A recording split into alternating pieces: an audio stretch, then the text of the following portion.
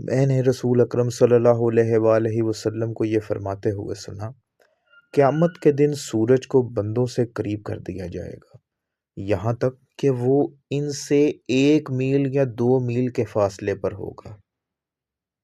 راوی سلیم بن عامر کہتے ہیں، مجھے نہیں معلوم کہ رسول اکرم صلی اللہ علیہ وآلہ وسلم نے کون سی میل مراد لی ہے، زمین کی مسافت یا آنکھ میں سرما لگانے کی سلائی۔ پھر سورج انہیں پگھلا دے گا اور لوگ اپنے اعمال کے اعتبار سے اس پسینے میں ڈوبے ہوں گے، بعض ایڑیوں تک، بعض گھٹنے تک،